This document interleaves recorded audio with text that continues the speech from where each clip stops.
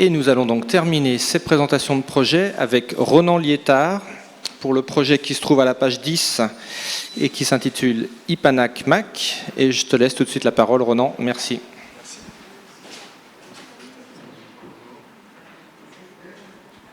Un, deux. Bonjour à tous, je m'appelle Ronan Liétard, je suis photographe en Guyane depuis 18 ans maintenant. Le titre de mon film s'appelle Ipanak-Mak, qui veut dire en Wayana « écoute ». Le sujet, c'est donc Mouléa et sa famille qui entreprennent un long voyage en pirogue au cœur de l'Amazonie pour rejoindre le Brésil au-delà des monts Tumucumac, dans l'espoir de retrouver des parents que l'histoire a séparés. Il y a 18 ans donc, j'ai connu Mouléa, car pour ses études, il est venu habiter à la maison à Cayenne. Pendant les vacances scolaires, il m'a emmené dans son village, m'a présenté à sa famille, et j'ai découvert un autre univers, et nous sommes devenus amis. Dernièrement, son oncle, Yann, et ses deux grands-fils, Watai et Yaku, m'ont invité à une expédition un peu hors du commun. C'était donc remonter jusqu'au mont Tumucumac pour gravir le mont Talwakem. Pour moi, ce fut un voyage extraordinaire au sens premier du terme. J'avais jamais vécu ça. Le niveau de l'eau était très bas, c'était la saison sèche, ça faisait des semaines qu'il ne pleuvait pas. Les rochers étaient affleurants à la surface. Watai devant, avec une longue perche, savait lire, avec tout son savoir-faire, les remous pour éviter les rochers qui auraient pu fendre la pirogue. Son père derrière, avec le 60 chevaux, savait relever le moteur au bon moment pour éviter que l'hélice ne casse. Tout se passait parfaitement jusqu'à ce qu'on arrive face à ce qu'on appelle en Guyane un saut. Une espèce de grosse marche énorme avec le courant face à nous, les rochers. Et là, je me suis dit, comment va-t-on faire ? Qu'à cela ne tienne, ils savaient passer ce saut.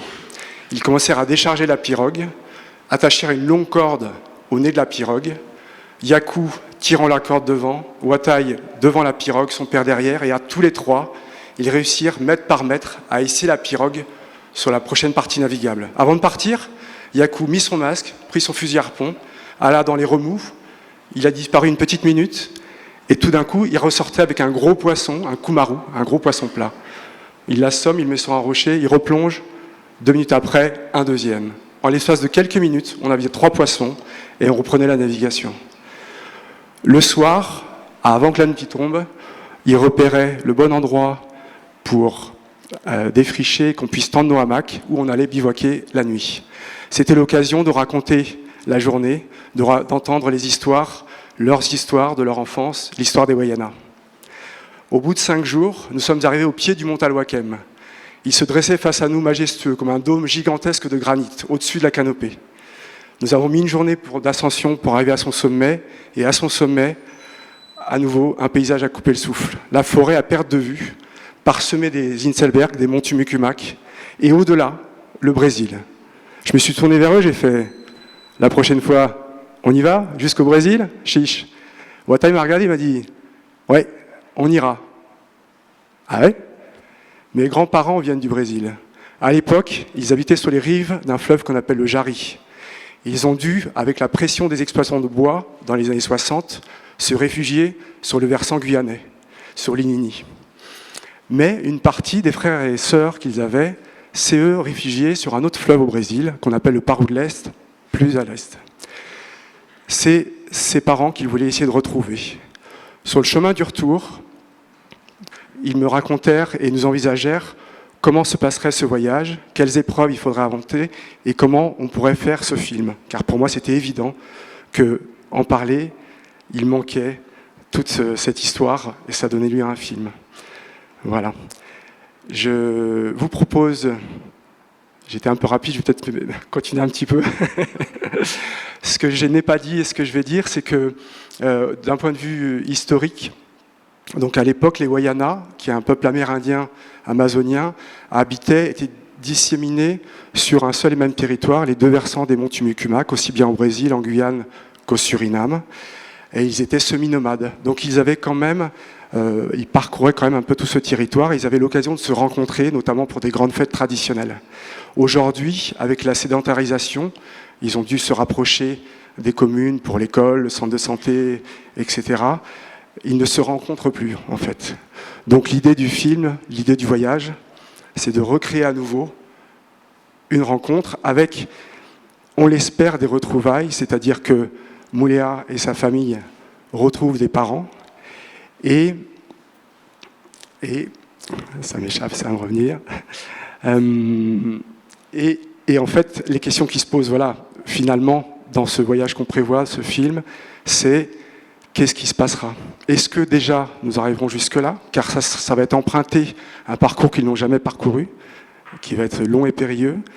Est-ce que les retrouvailles se feront? Et si les retrouvailles se font, qu'est-ce qui va se passer? Comment ils vont être accueillis? Est-ce que ça sera l'occasion d'une grande fête? Est-ce que ça passera tranquillement? Tout ça, ça reste à découvrir dans le film que je vous invite à accompagner. Je vous remercie. Je vous propose quelques photos du voyage que j'ai essayé de décrire. Merci.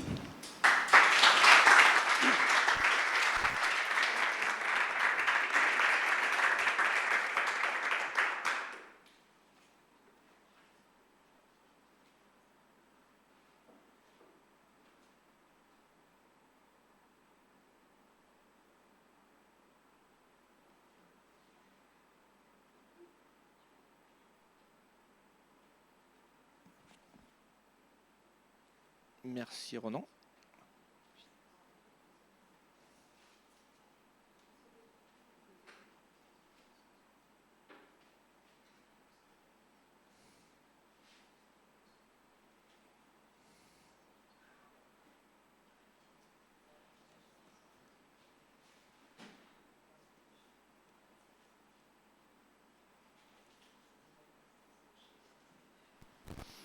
Merci Ronan. Donc c'est un film qui dit aussi des choses de cette quête d'identité et de réenracinement dans la forêt d'une famille séparée depuis longtemps. Oui, tout à fait. Est-ce qu'il y a des questions de la part de producteurs et de diffuseurs? Oui, Laurence, c'est ça? Tout en haut? Est-ce que le micro peut remonter jusqu'à Laurence, s'il vous plaît?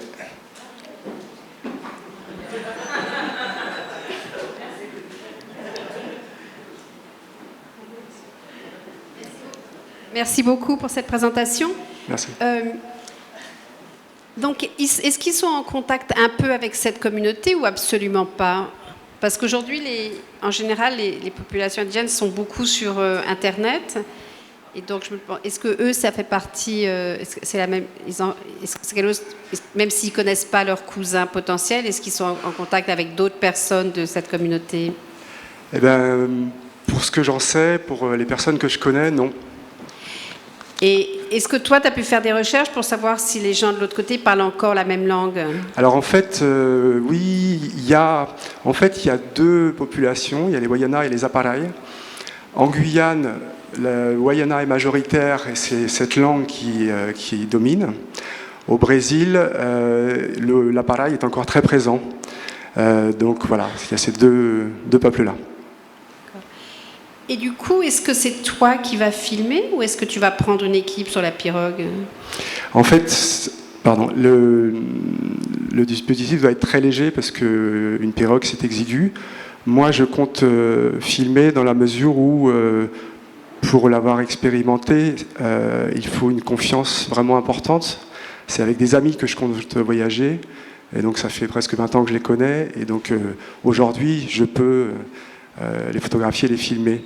Mais je sais qu'ils sont assez prudents, ou en tout cas, ils ne sont pas forcément à l'aise avec des équipes qu'ils ne connaissent pas. Il y aura évidemment une prise de son, donc un preneur de son, et après, à voir si on peut se permettre d'avoir une deuxième caméra. D'accord, merci.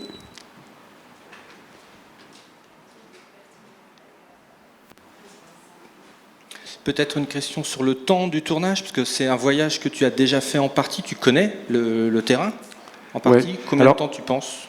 Alors en fait, pour ce voyage précisément, je ne l'ai pas déjà effectué. Par contre, j'en ai parlé avec des personnes qui l'ont déjà fait. Et donc, il faut compter une bonne quinzaine de jours pour partir de leur village et atteindre le Parou de l'Est, redescendre sur les villages qui sont de l'autre côté.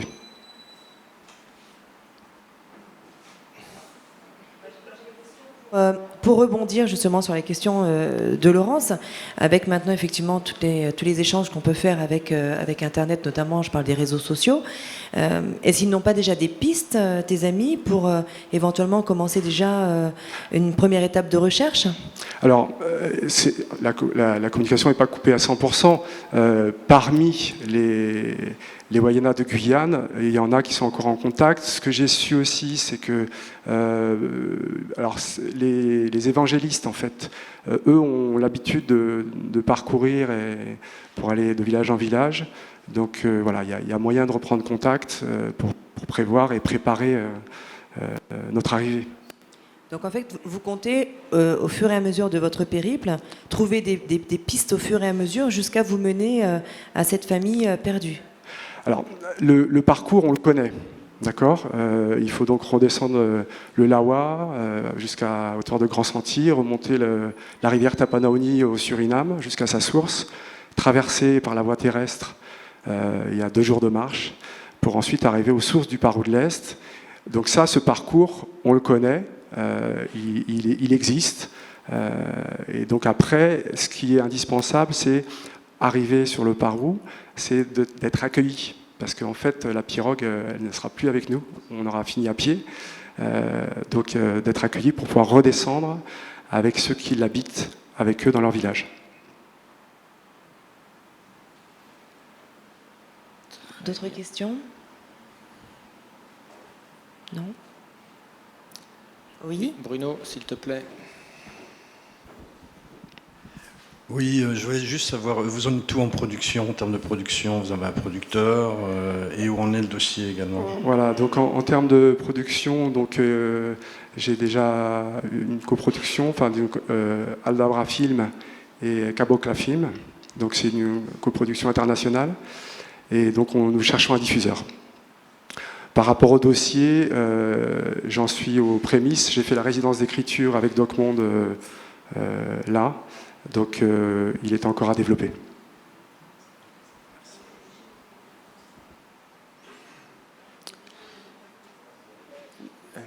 Donc la question, en termes de producteurs, vous avez déjà des producteurs français? Oui.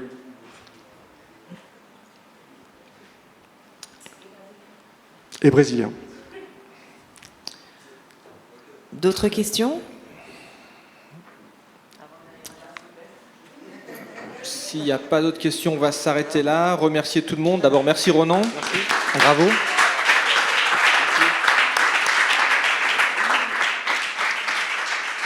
Donc, je vous invite à venir me voir et à me faire part de vos souhaits de rendez-vous individuels qu'on va organiser cet après-midi. Je pense qu'on va plutôt commencer à 14h30 au plus tôt. Je vous rappelle que c'est à l'hôtel La Tancière. Et pour ceux qui sont en ligne, merci de m'envoyer un mail pour me proposer les rendez-vous que vous souhaitez organiser. Et nous ferons ça jeudi matin.